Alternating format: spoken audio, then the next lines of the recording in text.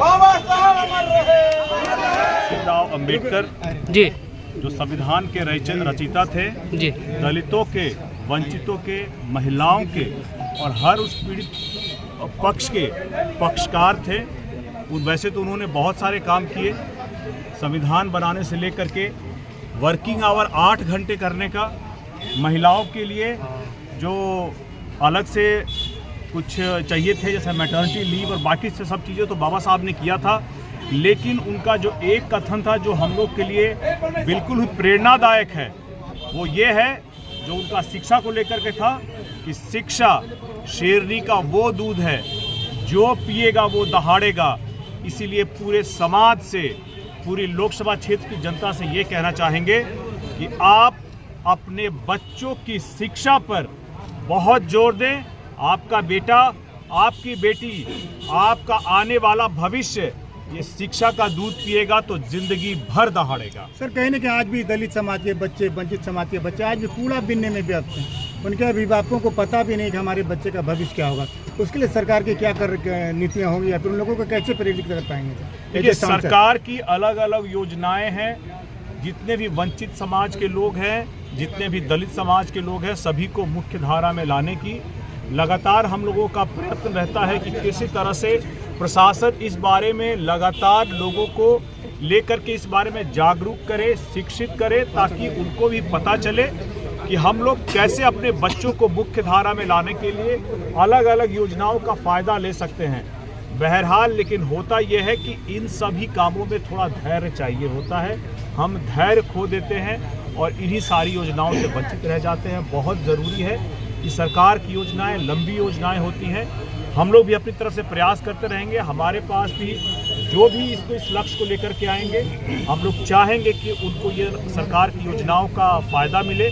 चाहे 18 साल से कम बच्चों को जो सरकार अभी योजना लेकर के आई है कि शिक्षा के लिए 2000 रुपये पर बच्चे को मिला जाए, इसमें मिले। इसको ये मिड डे मील है उसकी गुणवत्ता कैसे सुधरे, और आगे बढ़कर जब बच्चा बड़ी हायर एजुकेशन के लिए जाना चाहे तब सरकार की स्कॉलरशिप को लेकर के अलग अलग योजनाएं हैं, जिसके बारे में लोगों को जागरूक करना हमारा भी दायित्व है, हम लोगों का भी काम है और प्रशासन का भी काम है, जिसके लिए हम लोग एक भंगी समाज झाझा में रहता है। इसको रहने के लिए आज तक ना जमीन है ना आवास है। रेल की टूटी फूटी क्वार्टर जो रेल के आवास है उसी में रहता है। अगर आए दिन अगर रेल के अधिकारी आते तो उनको भागना पड़ता है। उन लोगों के लिए क्या कार्य योजना होगी?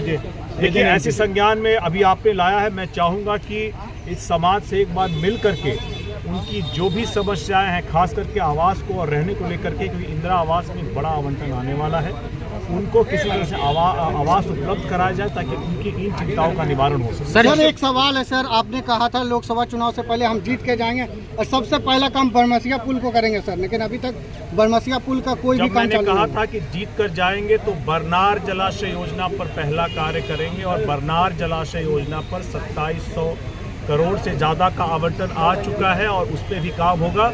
बरमसिया पुल पे भी काम चल रहा है, समय लग रहा है, प्रोसेस के अंदर है, लेकिन ये कार्य भी होकर के रहेगा। सर सदन में आप जिस तरीके से सवाल कर रहे थे, झाझा में कई ऐसा जगह है सर, चांदवारी मैदान हो गए, सुंदरीकरण को लेकर संसद में मैंने रेलवे की जो नई परियोजनाएं, लगभग 5 नई परियोजनाएं जिसको भारत की सरकार ने मंजूरी दी है, उसमें आज के दिन में स्थिति उसमें आवंटन को लेकर कहा है। इसी बारे में मैंने माननीय रेलवे मंत्री से सवाल पूछा था और इसी सारे समस्याओं को संज्ञान में लेकर के मैंने ये भी जानना चाहा था कि वित्त वर्ष 25-26 के आलोक में क्या क्या आवंटन किए गए हैं।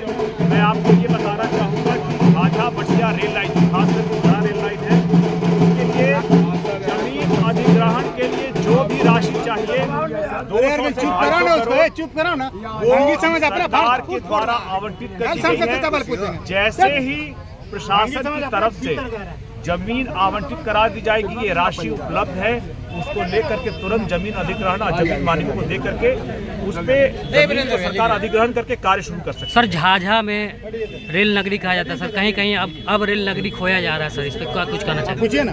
झाझा रेल नगरी कहा जाता है, झाझा रेल नगरी में कहा जाता था सर, लेकिन झाझा के लिए रेल नगरी योजनाएं हैं और हम लोग चाहेंगे कि एक तो कि पुरानी परियोजनाओं का कार्यान्वयन, साथ ही नई रेल लाइन आए, ये भी हम लोग के लक्ष्य में है। वंदे भारत के रुख आप कब तक हो गए झाझा में? वंदे भारत के लिए रेल मंत्री जी ने संज्ञान में लिया है जी, और उन्होंने कहा है कि जल्दी से करवाएंगे। गोलू जी, आज अम्बेडकर विचार मंच पे अम्बेडकर जयंती मनाई है, क्या कुछ कहना चाहेंगे?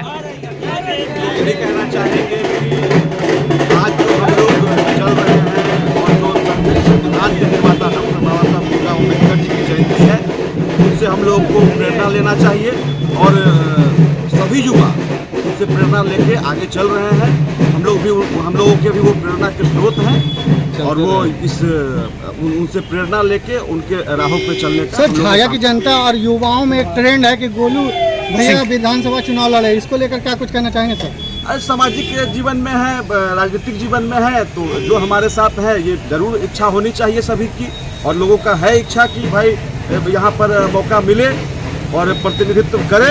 2025 में किस्मत आजमाइएगा क्या भैया जी? अब पार्टी का ये तो निर्णय है, मैंने पहले भी कहा है पार्टी हम पे भरोसा करेगी और मौका देगी तो ये सीट जीत के मैं दूंगा।